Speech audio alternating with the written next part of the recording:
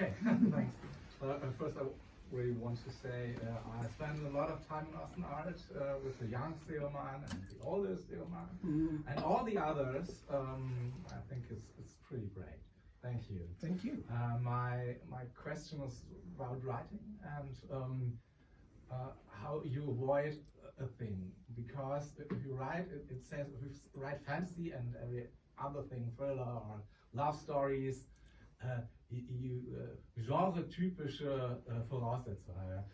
It's in English, some things you must write. These are the implicit rules, and you have to serve them because the reader must recognize the thing, the kind of story it is. But on the other hand, there are cliches, and you have to avoid cliches. Yes.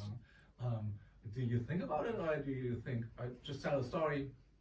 So. No, I do think about it. Okay. Yeah, no, I do think about it, and a way that I usually characterize it is writing genre fiction, as compared to writing, say, what is called literary fiction.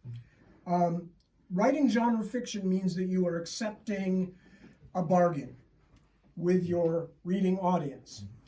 And I joke about it by saying, you know, in my case, it is that you can do whatever you want as long as every 5 or 6 pages something tries to eat one of your main characters, right?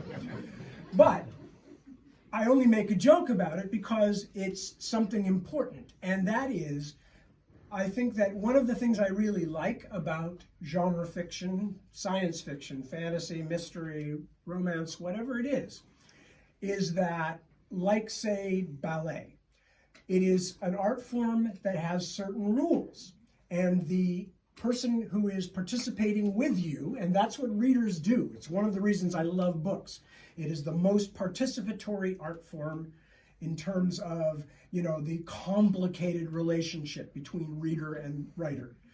But one of the things that is very real to me is that there are these rules. But if you follow the rules, like in ballet, you can put your own stamp on it any way you want to. And in fact, in some ways, I think it makes it a little more difficult and a little more challenging because you are agreeing. It's sort of like saying, you know, going into a boxing match and saying, okay, I will let you tie one hand behind my back and I will still try to win, you know? I like that. I enjoy the fact that I have a reader who's saying to me, okay, I want certain things. You give them to me and I will pay attention. And then I say, okay, because I have some things I'd like to sneak into you, to surprise you with, but I will do it in a way that makes you feel like, yes, I got what I paid for, or I got what I opened this book for. So that's it. I think the rules are fine. And I think any kind of rule in an art form is okay, as long as everybody acknowledges it and doesn't pretend that it's not there, you know.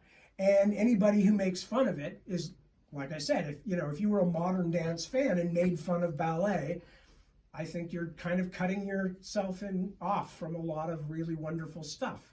So that's how I feel.